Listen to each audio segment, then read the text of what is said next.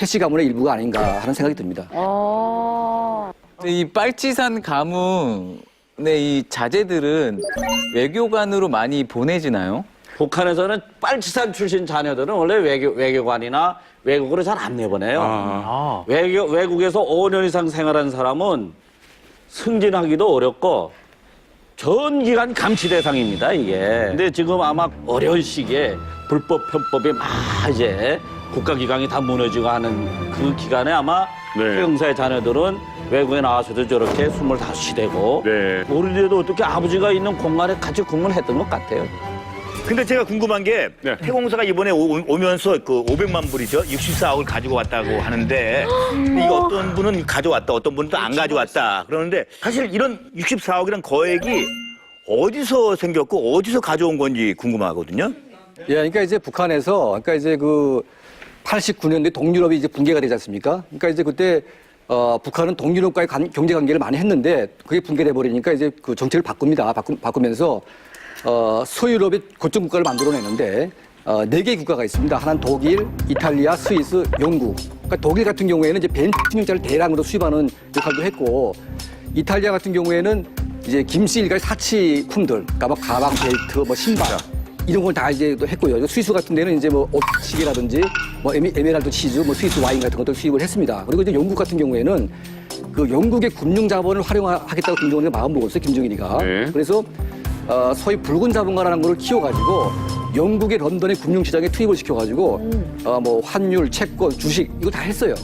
실제로 최세용 씨라고 이제 그 붉은 자본가로 나가 있다가 망명하신 분이 있는데 그때 이미 수백만 달러를 벌어가지고 김정은에게 바치기도 했습니다. 그래서 그러다 보니까 영국에는 이제 북한의 김정은의 그 고문 자금들이 많이 투입이 돼 있고 그 자금들이 이제 차명 계좌로 다 이제 관리가 되고 있다는 얘기죠. 그러니까 이제 그 태공사 같은 경우에는 그 계좌를 관리하다 보니까 고액의 돈을 빼돌릴 수 있는 가능성이 있다고 저는 봅니다.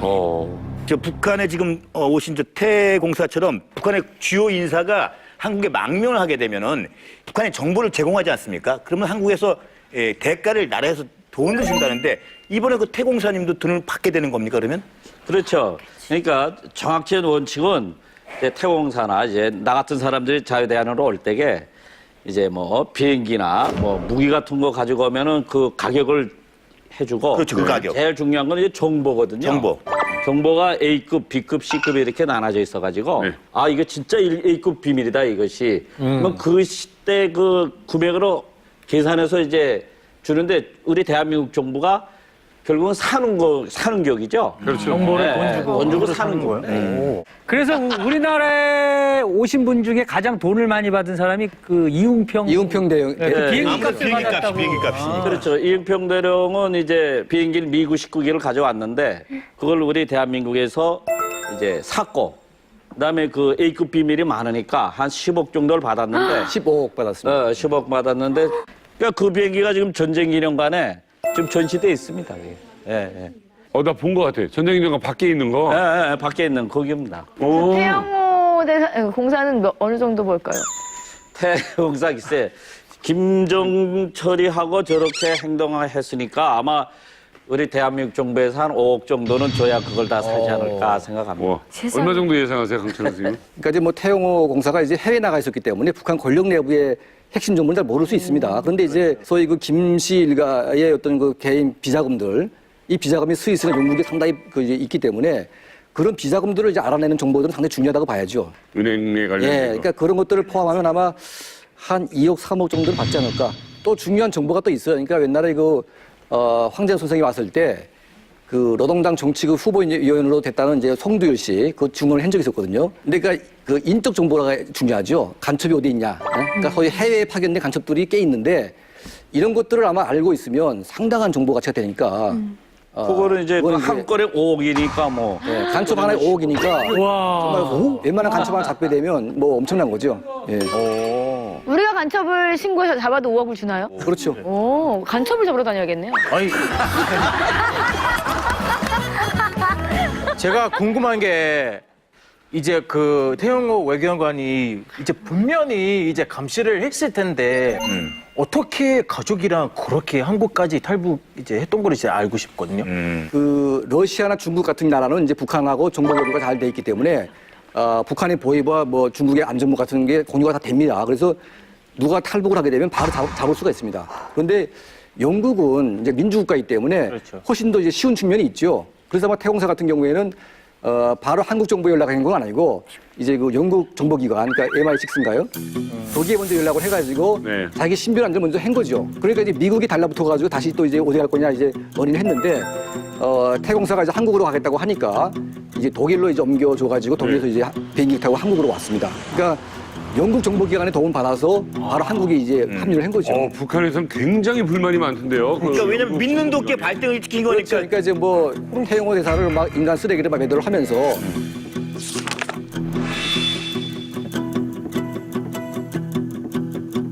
지금요, 최고 궁금한 게 하나가 있습니다.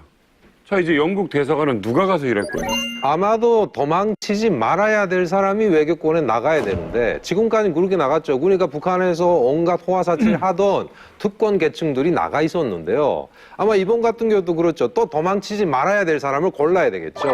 근데 당연히 지금까지 도망치지 않으리라고 생각했던 사람이 도망쳤어요. 그렇죠. 그런 거를 모르죠. 그렇죠. 태공사가 그렇게 그렇죠. 믿었다는 거 아니야. 그렇죠, 그렇죠. 자본주의 국가에 보낼 네. 정도면 완전히 믿었던 사람이기 때문에.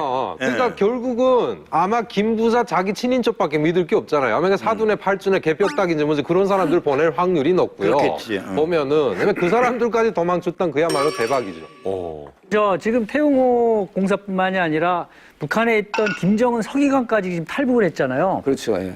그 측근들이 지금 계속 탈북을 하고 있는데 앞으로도 이런 일들이 계속 벌어질 것 같은가요? 북한을 가만 들여다보면 여기 지금 어떻게 보면 김정은이 통치 지반을 강화하는 과정에 이제 과도적 현상이 나타나는 걸로 지금 보이거든요. 그러니까 김정일이 통치할 때에는 그 300만 명을 굶겨 죽인 거 아닙니까? 김정일이 그 통치 시절에.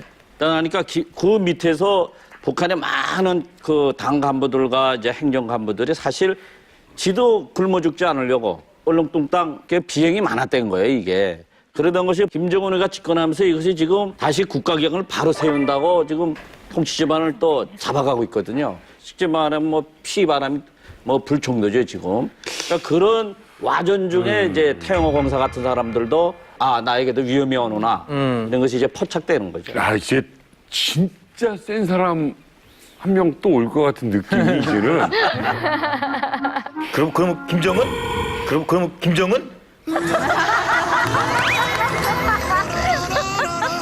오늘도 손에 땀을 쥐는 이야기로 시작을 해봤는데요. 오늘의 특별한 네. 주제 지금 공개하겠습니다. 충격 폭로, 김정은 시대 버림받은 사람들. 네. 쌤, 네. 버림받은 사람들은 누굴 얘기하는 걸까요? 약간 차별 당하고 막 그렇죠. 안 좋은 조건에서 막 살고 막 되게 힘들게 하는 사람들 아닙니까? 이분이 대단하다요. 되게 마음 아픈. 장수원 이분이 참 씨는 대단해요. 보통 분이 아니에요. 앞으로 다가 대통령이 되겠다고 이해력이 빠른 것 같아요. 장수원 씨는 어떤 사람을 말하는 것 같아요? 그냥 뭐 김정은한테 어차피 여기 이렇게 이런 거 못하는 사람들 아닐까요? 충성 못하는 사람? 아니 여기 아부나 뭐 이렇게 충성심 많이 안 보인 사람들. 네, 바로 북한 사회를 말할 때 절대 빠질 수 없는 거 바로 출신 성분인데요. 인도의 카스트 제도보다 더 심하다는 북한의 그 출신 성분 때문에 고통받는 사람들의 이야기를 해볼까 합니다. 오늘 이만갑을 찾아주신 탈북 미녀는요, 할아버지가 6.25 국군 포로라는 이유로 5번 탈북을 하신 분입니다. 이향순 씨 소개합니다.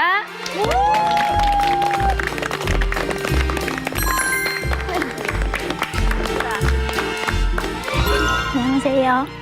할아버지가 6.25 국군 8호란 이유로 탈북할 수밖에 없었던 이향순이라고 합니다. 저는 북한에서 끼니 때우기 힘든 어린 시절을 보냈는데요. 제가 북한에서 벗어나기 위해 얼마나 애썼는지 솔직히 알려드리려고 이 자리에 나왔습니다. 감사합니다.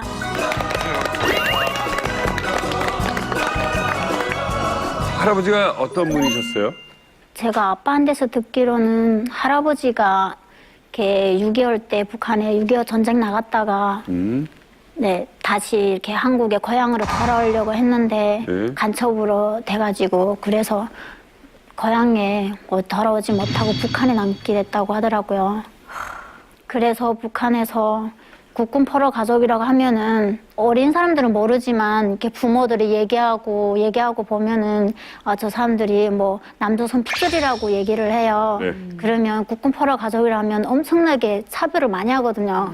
길가에 지나가다가도 국군 포로 가족이라고 하면은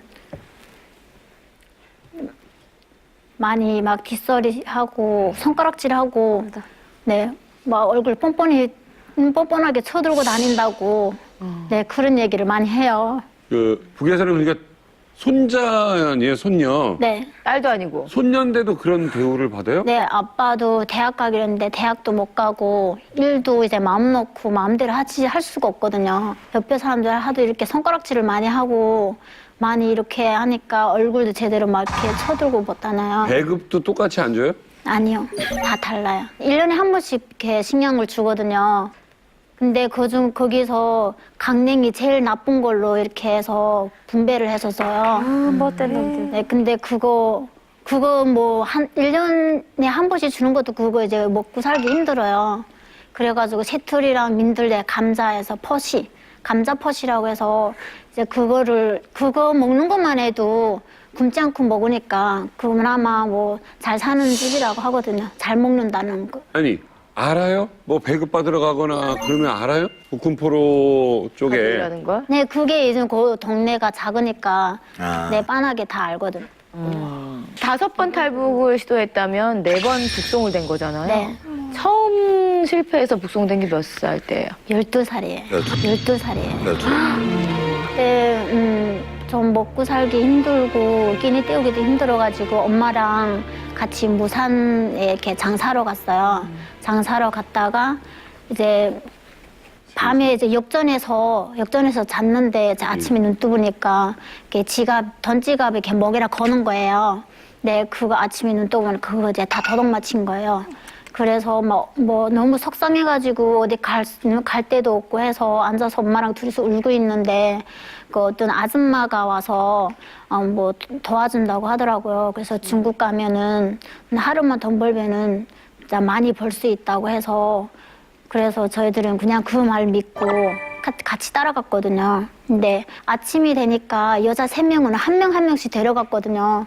근데 엄마랑 저랑 둘이 남았는데 부럭화가 와서 아지미는 애가 달렸기 때문에 데려가는 사람이 없다고 알아서 뭐 북한에 나가던가 알아서 가라고 그러더라고요. 여자들 다 판 거네요.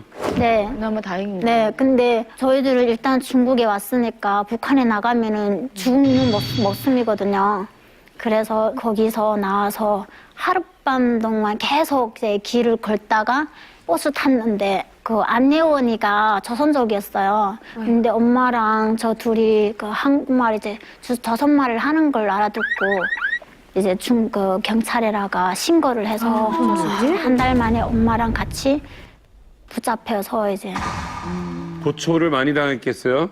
네, 잡혀가지고 뭐 버이부 생활도 하고 저기 꽃바꾸도 이제 꽃바꾼 뭐예요? 꽃바꾸는 거기 노동단련대인데 제인들이 거기 이제 들어가는 데거든요. 꽃바꾸라는 게 그 러시아어에서 유래된 거거든요. 꽃바꾸라는 게. 근데 그게 보면은 민법이나 형법을 적용을 안 시키고 일단은 노동당이 주관을 해서 이 사람들을 단기적으로 교양을 해서 내보내는 거라 일단 형법엔 적용이 안 돼요. 교화소군의 일종의 교화소. 네, 네, 교화소 비슷한 건데 아무튼 단기 시간에 임시. 그럼 애들은 어떻게 버텨요? 애들은 거기서 뭐 그냥 가벼운 일하고 그리고 뭐 배고파도 엄마 배고파나 밥 줘 이래도 밥 뭐 줄 사람이 없고 거기뿐 아니라 버이부에서도 뭐 애들도 있거든요. 버이부도 뭐 꽃받고 아니라 버이부도 이렇게 애들도 있어요. 네, 한 달 정도 제가 그 버이부에 있었는데 거기서도 이제 어른들이 이렇게 가만 앉아 있다가 자세가 조금만 흐트러지면은 막 구두발로 막 차고 이간나더라 가만히 있지 못해 이러면서 이제 막 그러고 애들도 사정 없어요. 애들이라고 봐주는 거 아니거든요. 아니 근데 이게 얘기를 계속 듣다 보니까 생각난 게 저기 가나도 옛날에 이제 식민지 있어갖고 지금 그 성이 있어요. 근데 성이 약간 감옥 같은 데 있어요. 그 노예들이 해외로 보내기 전에 거기에 있어요. 근데 공간이 되게 좁고 이제 창문도 조그만 네모난 그런 것밖에 없거든요. 근데 거기 사람들 다 있고 밖으로 나가지 못하고 뭐 이제 화장실 가거나 그런 거 볼일 다 거기서 봐요. 이게 옛날 얘기잖아요. 아주 옛날인데 아직도 가면 있어요. 지금 저러고 있다는 거예요. 현재. 상상도 안 가요. 너무. 근데 이한순 씨 저기 4번을 탈북하시고 4번을 북송당했잖아요. 네. 그러면 그렇게 북송당하시면서 가장 견디기 힘든 게 뭐였습니까?